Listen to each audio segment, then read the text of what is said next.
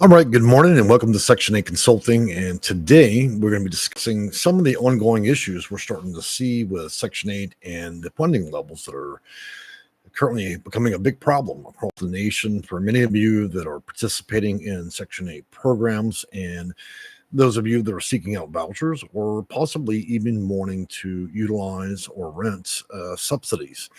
Now, one of the things I want to tell you is I made a video, I think about 2 or 3 weeks ago regarding this matter. It was quite controversial. I think a lot of people got upset, and the goal is obviously not to do that, but to report the changes at the federal level so people have a better understanding of what your possibilities are for those of you that are already in the system and are utilizing federal funds for your voucher and for your rental or rental assistance, and for those of you that are seeking out a solution through Housing Choice Vouchers and through the system. So, one thing I'm going to tell you is, we've already seen a complicated system throughout history with this program, 50 to 80 years. And one of the first challenges to the system was during the pandemic. We saw many housing authorities close, and it became extremely hard to be able to seek out or even get vouchers. I know my office was inundated. We had a lot of consultations, sometimes reaching a wait list of almost 2 months for people just to get an appointment with our office. We're now, I believe, we're in a time and period where there are bigger cuts happening, and I've had very mixed feelings towards what's happening, but I think it's in some ways it's necessary. I know this administration is strongly focused on making cuts throughout all federal systems, including FEMA and many other federal agencies. It seems quite appropriate. Now, we all know, and it's no secret, that Section 8 has not always done a very good job. It's an antiquated system, it's slow, and it doesn't serve as many people that it should. It certainly could use change. However, that is not the topic of this video. The topic of this video really is what's going to be the circumstances this year and the next couple following. As of current, this administration is determined that it would be in their best benefit to terminate 50% of all the HUD employees, which I believe they have not yet reached that goal, but that would wipe out roughly half the HUD's staff. Now, keep in mind, HUD is a federal agency. It is not your local housing authority, okay? Local housing authorities are privately owned or city-owned, so it doesn't mean they've cut half the housing authorities. The second remediation we're seeing is even when the last presidency was in office, we already had a shortfall, okay? And so we had roughly 400,000 people in vouchers. So, and we had a shortfall then, but now we're seeing greater cuts for this year. And so there will be a detraction of roughly 62,000 people will not, let's just put it this way, because of the funding cuts, 62,000 people will not be able to get vouchers. So that increases the difficulty level, in my opinion. And when I share my opinion, I'm going to do it from a perspective of being a consultant and dealing with roughly, 500 to 1,000 clients a month. And so I'm giving you a perspective from, from consulting. And I can tell you that it's going to change the difficulty level roughly about 25%.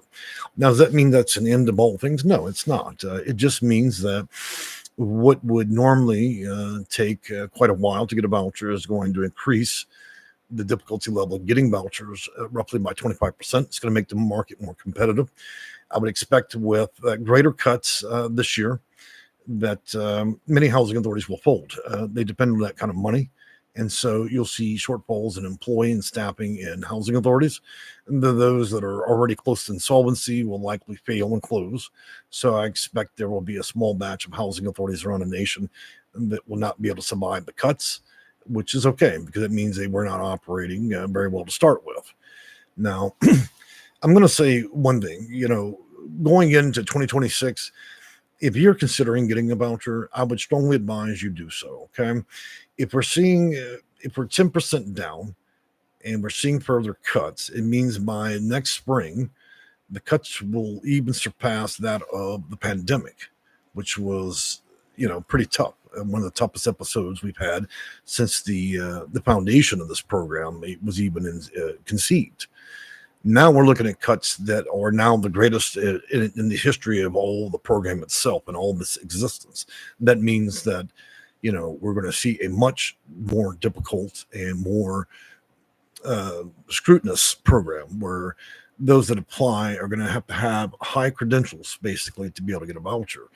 With the cutting of 62,000 this year against 382,000, that's roughly a quarter of the market. And then if there are further cuts in the years following, 2 or 3 years, that means we could see an average of half of all vouchers vanish off the market, which would increase difficulty levels, even with my office's assistance. At present, before all of this, we are averaging 4-8 months and maybe a year. At present, because of the current changes happening, even with a company like ours assisting people, we're probably looking at a scale now greater to a year and a half, even for those that have present casework with us, because the changes are happening so quickly. There are many housing authorities that were, let's say, so scared behind the funding. Even the largest housing authority in America, one of the largest, the Los Angeles Housing Authority, is completely closed because they don't even understand if there's going to be enough funding, and so they're not willing to accept or even issue another voucher. And we don't even know when the end date to that will be. The announcement of these funding cuts caused many housing authorities to go up in arms. When I say up in arms, I don't mean they became armed with weapons. I mean that they decided to completely shut their doors and close off all programs and waiting lists, which has been a big problem because we're seeing around 30% of the housing authorities around the nation that don't understand what's happening at the federal level or even at the White House level. What these funding cuts may mean, it means that out of abundance of caution and safety, they're not willing to issue vouchers or even keep the waiting list closed. In other words, many of which were open are now wanting to close until we know what's going to happen. The problem is we don't know. Administratively speaking, all agencies across the federal board are receiving cuts, except probably the military. And so I don't think that this is, cause for great alarm. We've seen plenty of adversity through the program and challenges. It just means that it's going to add a new paramount of difficulty to what is already difficult. And now, if this were to maintain status quo year by year for the next couple of years, the difficulty levels could become so extreme that even my office would close. We would no longer. Well, I would say not close. I would say that we would no longer offer casework because we would effectively not be able to even make a difference against an already diminishing market on this. So I think a lot of the housing authorities are prematurely reacting to funding cuts because they don't know the outcome. And so when you allow housing authorities, which are for profit, they're not willing to give away an extra dollar if they don't know what's going to happen next. So it's causing an artificial market. It's causing a kind of a bit of a meltdown for many people that are in major cities that need this because they don't want to issue vouchers or even keep a waiting list open if they don't even believe they're going to have the funding to keep the lights on. So we're seeing all kinds of issues, Now, it's important to say, look, this is not a political issue, and I certainly don't have any issues with the prior administration or the current one. Okay, every president has to make changes. We're clearly a nation that's deeply in debt, and there has to be cuts when it's necessary. And in circumstances, cuts are being made, and it's going to be a painful episode.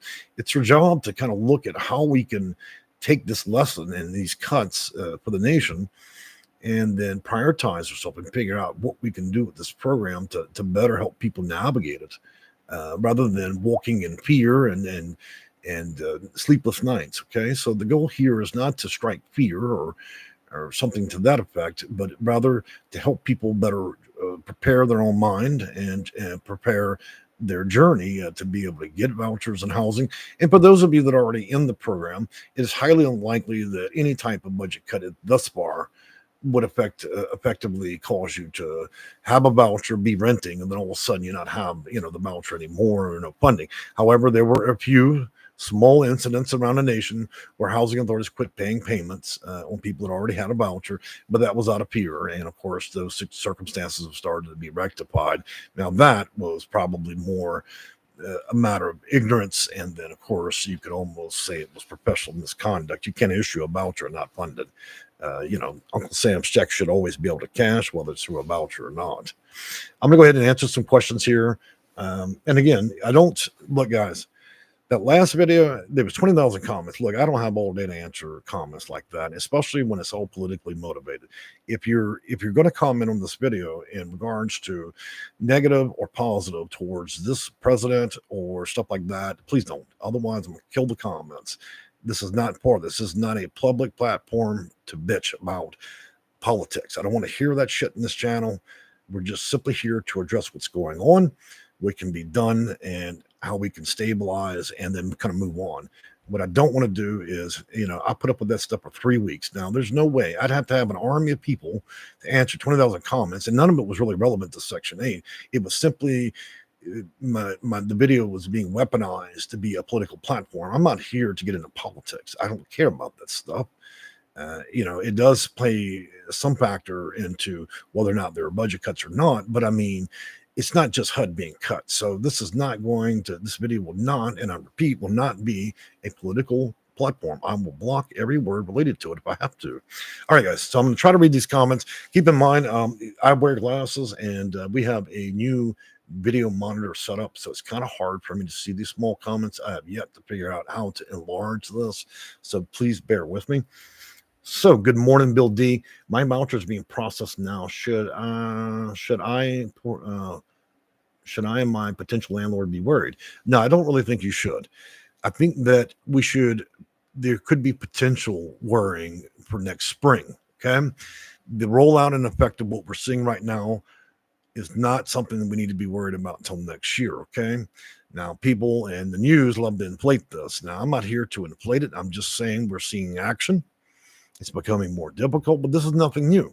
We've seen this kind of stuff before, but we're just seeing a more aggressive approach to it. We also got to keep in mind, as a nation, we've had a deep amount of debt. We have to cut. There has to be cuts across the board, and that's what's going on. Every agency is seeing major cuts. Hell, even the Indian tribes got some of their teachers in their school system cut. As far as I was reading, if that's even true. But I mean, that's what has to happen when we as a nation spend money on big wars and we put ourselves deeply in debt. We have to start to recover, and that's what's potentially happening here. So our goal is kind of looking at what we can do as a solution and not to panic. Panicking is for people that are uninformed or don't understand what's happening.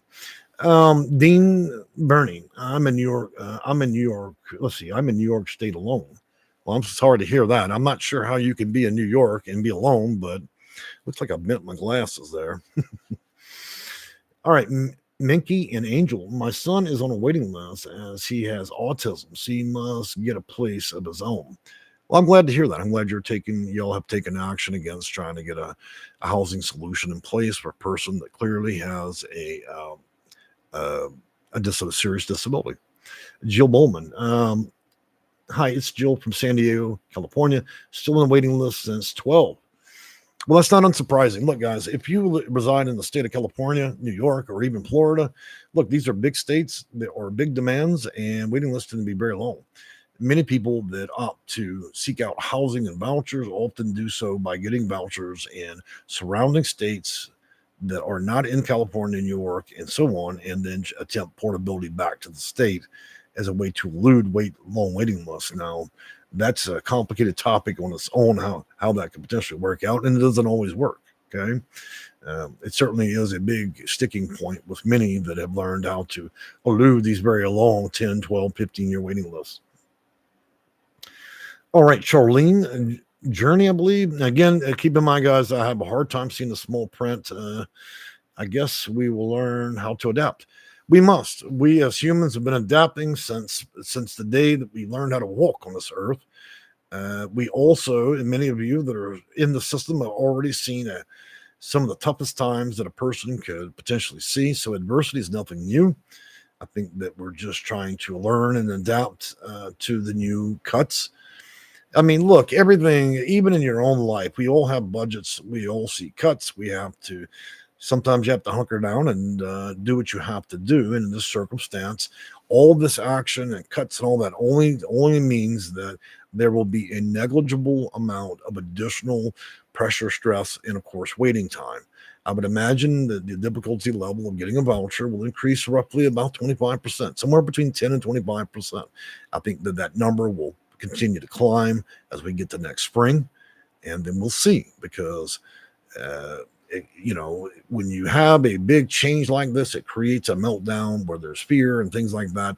But I don't necessarily think that you need to be fearful. I just think that this is a, a circumstance where you need to start planning your future.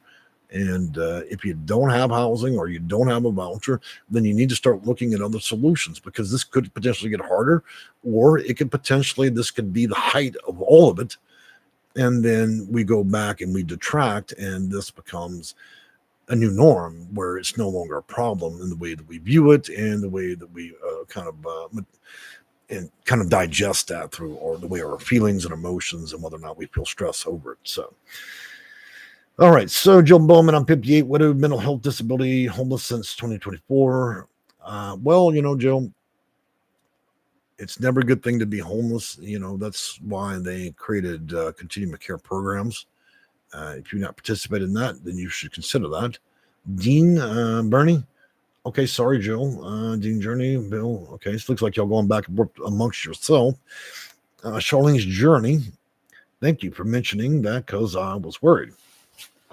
Again, our goal here is not to be worried. The goal is we need to adapt. If situations get tougher, then we need to get tougher and smarter about how we address the system. And then for those of you that are sitting on the fence about getting housing and vouchers, you need to get off your ass and get into the market seriously. If you don't know how to effectively get through the system quickly or effectively, and you're still languishing on a list, then you might want to reach out to a company that deals with it like we do, to get a voucher, to attempt to get a voucher a little bit quicker than sitting there for 10 or 20 years on a waiting list. Okay. There are other solutions in place for those that are homeless, that are veterans, that may be suffering from HIV or AIDS, for seniors that are disabled, for those that are not a senior that is disabled. There are a whole multitude of programs. Speaking of that, I'm going to be introducing you guys to a new set and program that will be rolling out for this year. We're going to go back to the basics where we were back in 2019. And the reason is I find that far too many people feel that the whole system that they're dealing with is just about filling out an application and then waiting forever. That is not what Section 8 is as a whole. It may seem like it. So we're going to be doing a Section 8 educational video series. The series will likely include up to 50 videos.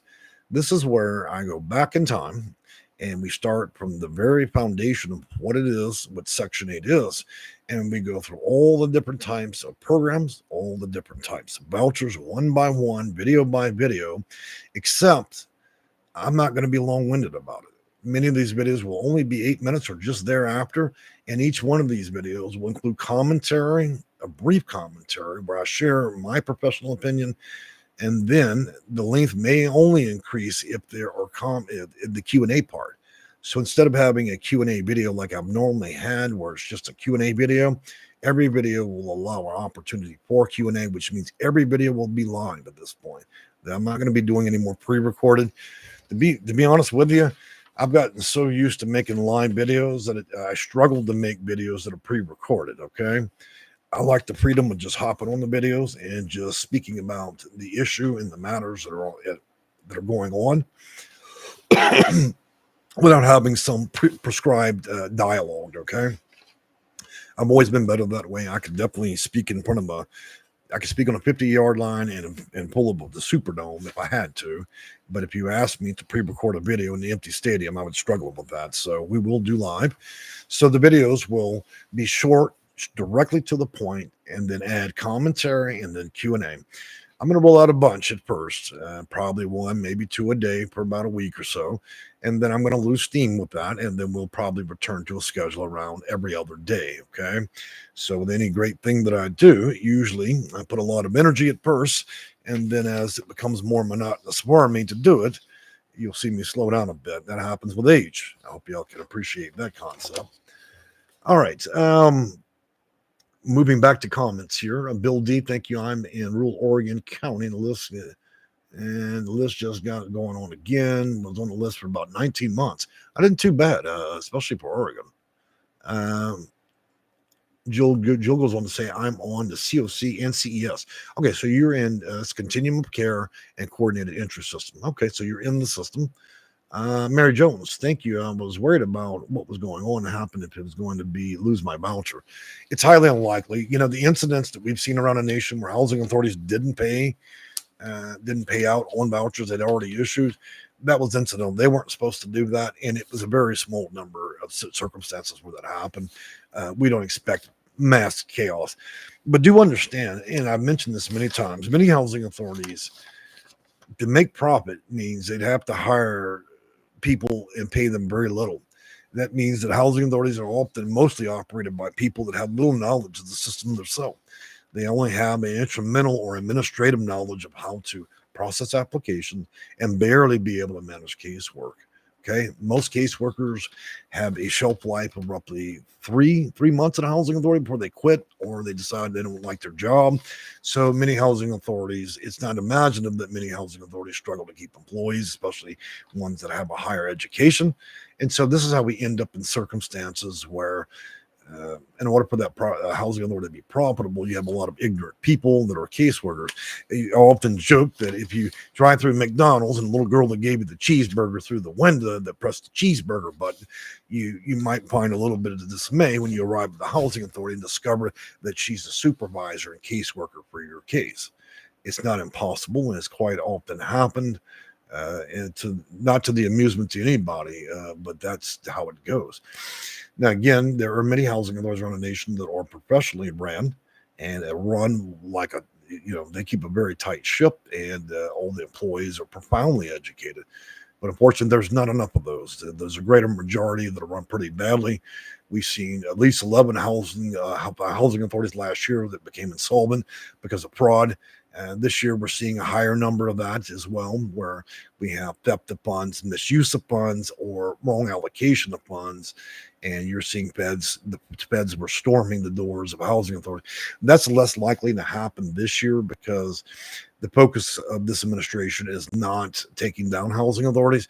So that probably that type of behavior from PHAs where there's real misconduct or they're violating people's rights or things are likely to run a little bit more rampant for the next couple of years, unless Mr. Trump or the current director of HUD decides that it's going to make it a priority. Since it doesn't appear to be a big priority, and they have terminated roughly half, or they're attempting to terminate half the employees of all the federal system for HUD, then I would imagine that this will probably be an opportunity for those that want to own a housing authority to be further their criminal career, for those that intend on violating the rights of people and stealing federal funds to line their pockets, buy Gucci slippers or whatever it is that they fancy while they dissolve funds. Now, I should also mention that only represents around 1 or 2% of housing authorities around America that engage in illegal activities and get caught. HUD already struggled when it had a pull staff to catch them, and it usually took them several years. In other words, they could only catch them right as they burnt the last copper penny. In other words, they didn't really notice whether or not a housing authority was committing fraud until they actually spent every copper penny in the building. I would imagine now they could do that, close for a year or two, and still not get caught. So they probably have to hunt down the criminals in the Bahamas if they manage to keep the housing authority afloat. Moving back, and again, I'm just adding a little bit of spice to the video there. What I am suggesting is real. You can certainly look it up through the news and so on. Curtis Swan, hello, my name is Curtis. You're a quadriplegic. Okay. For those who don't know, there are paraplegics and quadriplegics. Like, for instance, my dad was a quadriplegic too. Paraplegic means you have no use of two limbs or limited use. A quad means all four, for those that don't know. And there's one of my cats doing the howl. So if Pops comes around, we will certainly feature him as my office manager today. All right. And he's howling some more. Come here, Pops. Come on, bub. You can come see me. There's some people like to see you here in the video. Where you at? Come on. Well, he says he didn't want to be on video today. All right. LeBone says, will VAWA vouchers be affected? Federal funds being cut across the board means all vouchers and all funding will be cut.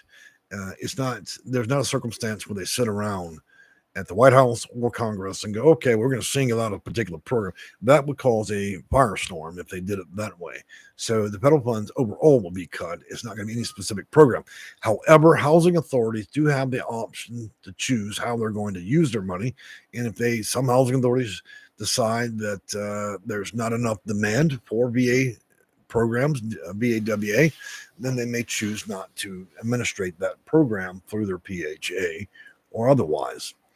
Moving on from there, Charlene's journey on the cat. Yep.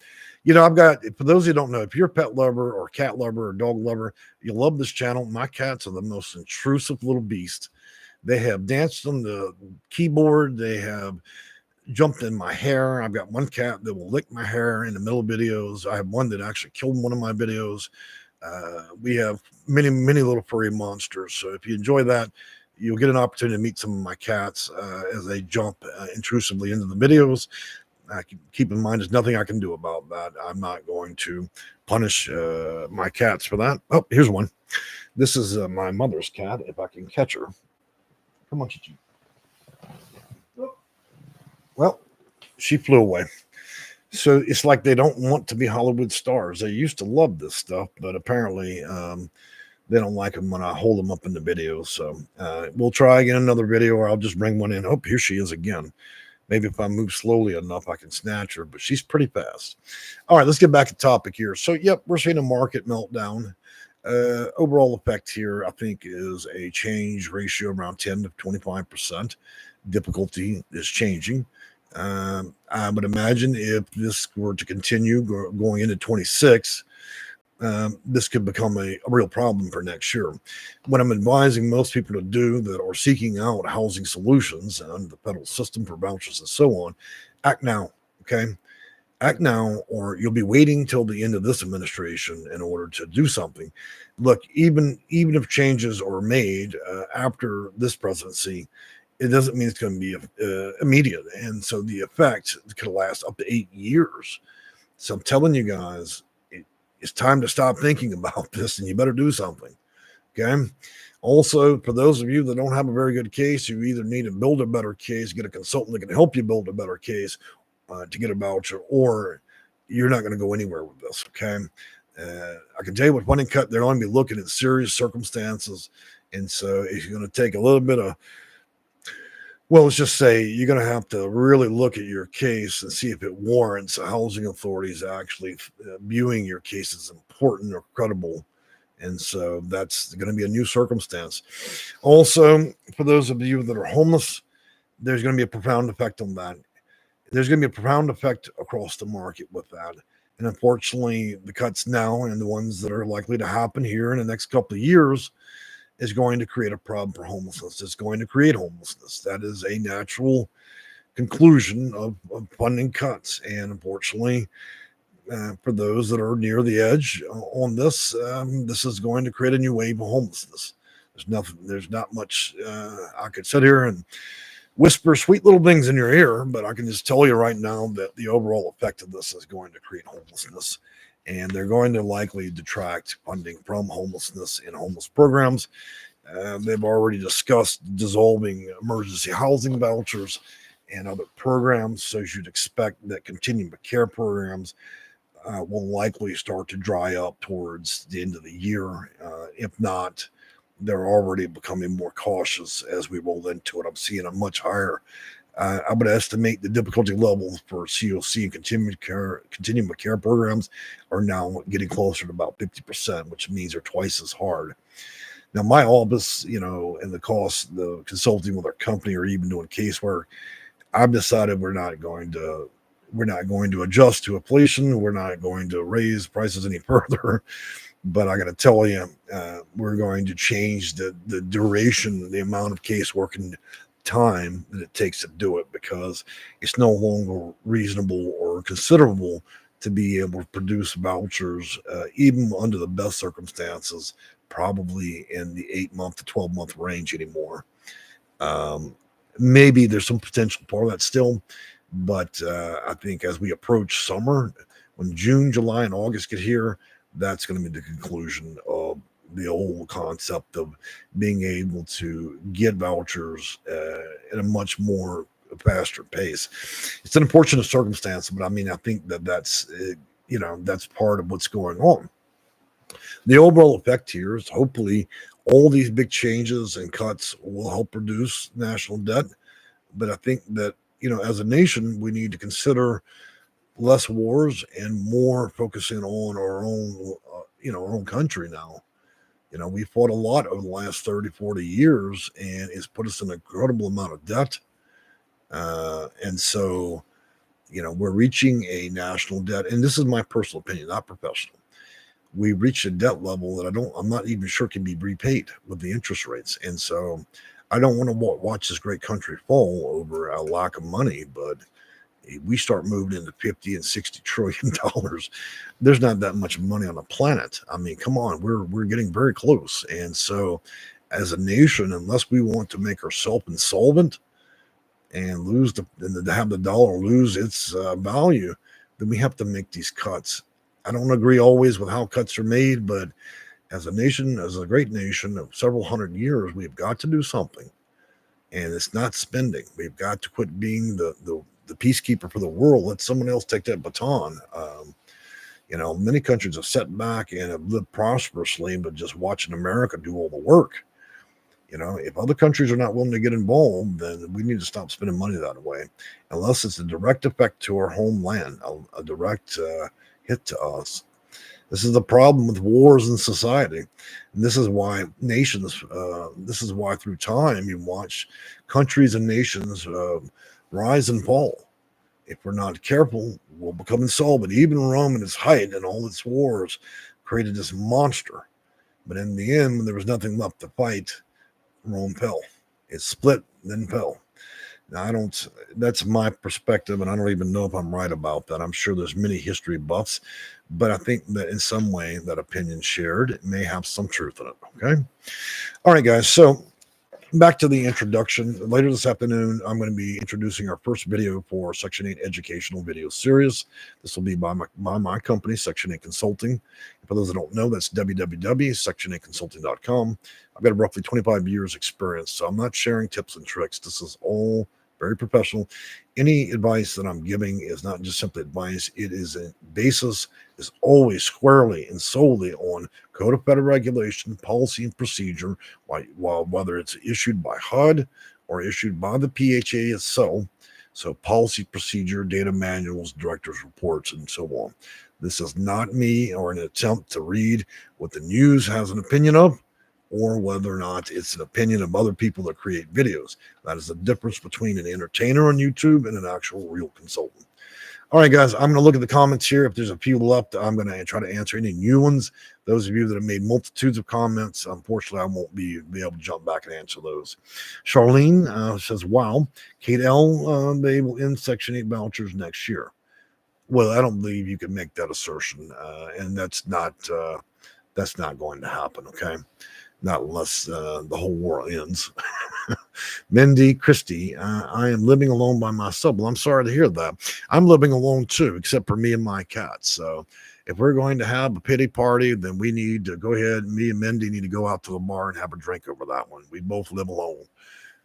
I did till my mother passed away about 2 months ago. And even when she was here, we were still very alone. Lamone, I'm over 50, disabled, and have a 7, 20, and 34-year-old children. Well, it sounds like you've got a couple adults in your house and one child. Living with autism. Well, then I understand your circumstance. That's very difficult. Okay. Well, thank you for sharing that. I thank you for sharing it for sure. I don't see a contextual question behind that, so I'm going to presume you were just sharing. Mm. Minnie goes on to say, I've been on Section 8 for 4 years. Well, according to you, Mindy, according to your last comment, there will be no vouchers as of next year. So you might as well go ahead and take a match to all your applications, light them on fire. Now, that clearly is a joke, but I was just sharing, I was just being as serious as you were in your last comment. All right. Positive vibes. There we go. See, something positive came out of this video. Who exactly the bounty hunters down behind America? I haven't any idea constructively what we're talking about. Look, guys, if we're going to talk about your dishes, the condition of your car, why your light bulbs flicker, why you believe there's a gremlin in your attic, why the neighbor's serving the devil, those are not things I can really address in the video. Okay, I appreciate all the creative ideas you guys come up with and post in the live comment section, but I don't really deal with that. Okay, so if you want to know why the dinosaurs lived or didn't, I can't help you there. Positive vibe goes on. China, Russia, and Japan. Who? Okay, well, somebody's having a fun day. Positive vibes. Are you sitting in a bar right now? Are you having fun with me? All right, guys. Let me close this up now that we're getting a little bit strange in the comments and in video.